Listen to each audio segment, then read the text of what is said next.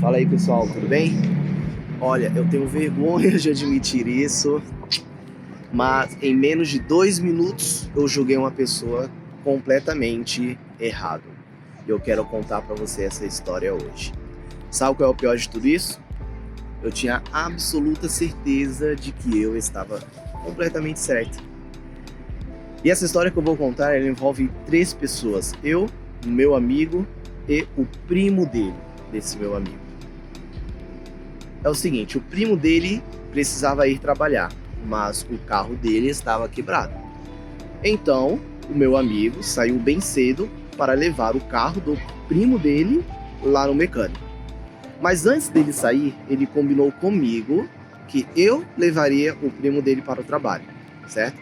E depois eu passaria na oficina para buscar esse meu amigo. Ele me explicou esse plano e ele explicou esse plano para mim e também avisou o primo dele de que eu faria esse trajeto. Ele chegou em mim e avisou, ó, ele tá avisado, tá?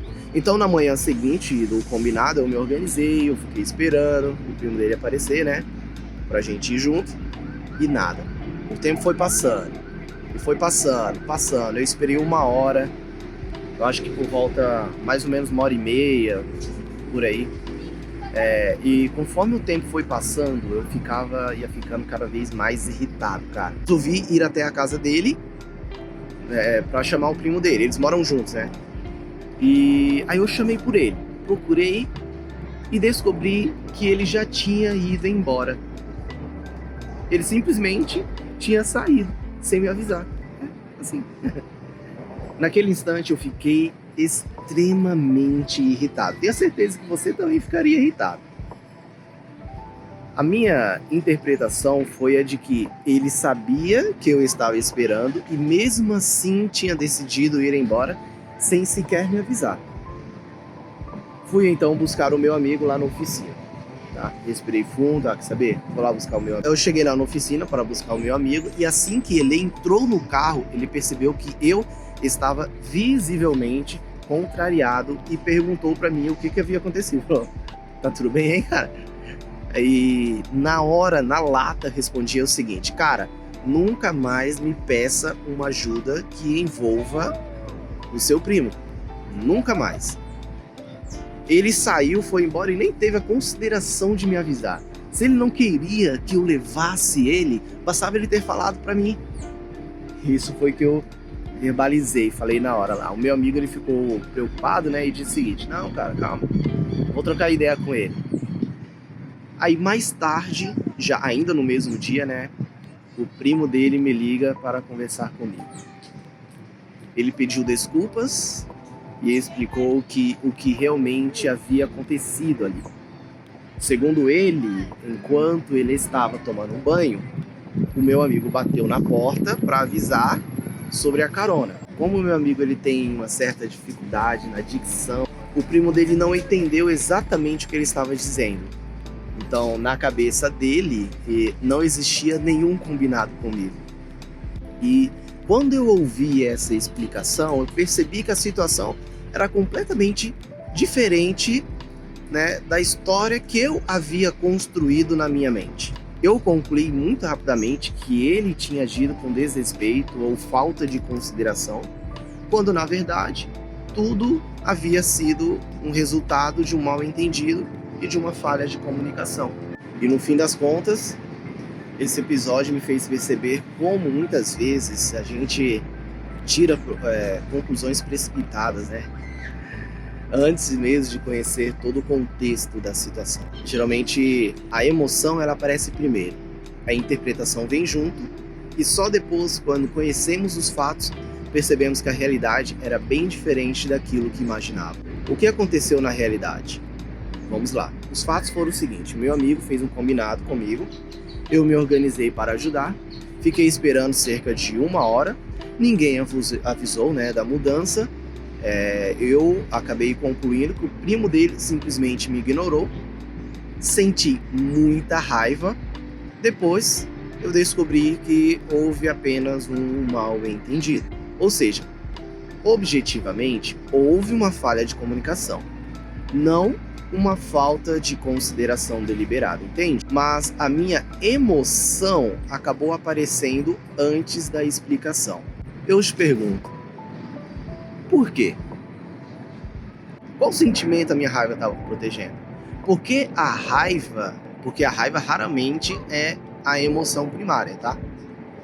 Olhando para o que aconteceu, talvez o que eu tenha sentido tenha sido algo parecido, mais ou menos assim. Eu fui desconsiderado, meu tempo não valeu, o meu esforço foi ignorado, não tiveram respeito comigo.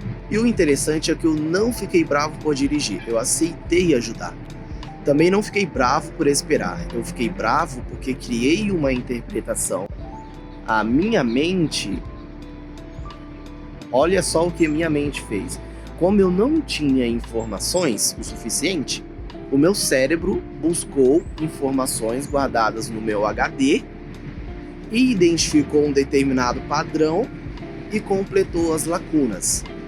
Então, em vez de pensar, será que aconteceu alguma coisa? Eu pensei da seguinte forma: ele escolheu fazer isso. Na linguagem psicanalítica, eu poderia dizer que o meu psiquismo, ele preencheu rapidamente o vazio de informação com algum significado. E o interessante também é que quando eu fui buscar o meu amigo, eu disse assim imediatamente: nunca mais me peça ajuda envolvendo o seu primo. Isso mostra que naquele momento eu já havia encerrado o caso. Ali não havia mais dúvidas, e sim uma sentença. O meu psiquismo já tinha decidido que houve falta de consideração. E só depois que veio a realidade.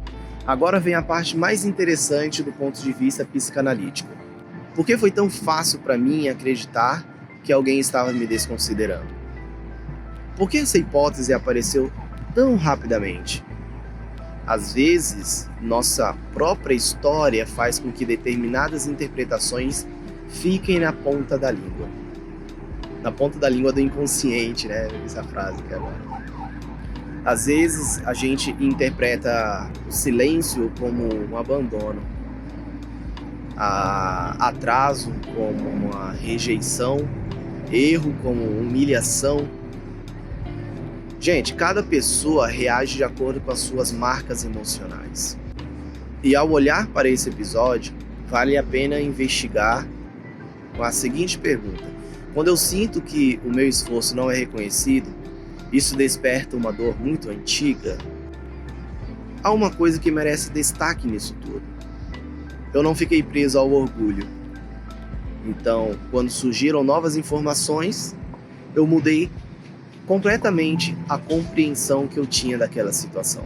Mas muita gente faz exatamente ao contrário. Eu gostaria que você pensasse o que você faz nessa situação.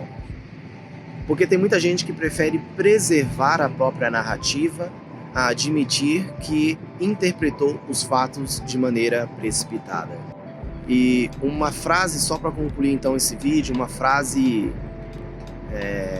para esse episódio seria o seguinte: nem toda emoção intensa está reagindo ao presente.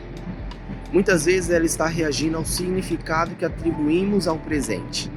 Tá bom?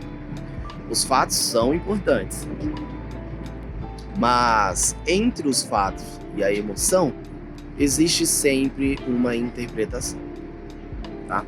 E às vezes é justamente essa interpretação construída em segundos que ela merece ser investigada com mais profundidade. Ela pode revelar padrões antigos de funcionamento emocional, especialmente quando determinadas situações parecem tocar uma ferida que vai muito além do acontecimento em si, tá bom? É isso que eu gostaria de conversar com vocês hoje. Gostaria muito que você refletisse no que conversamos hoje. Eu desejo que você fique bem. Um grande abraço e até a próxima reflexão.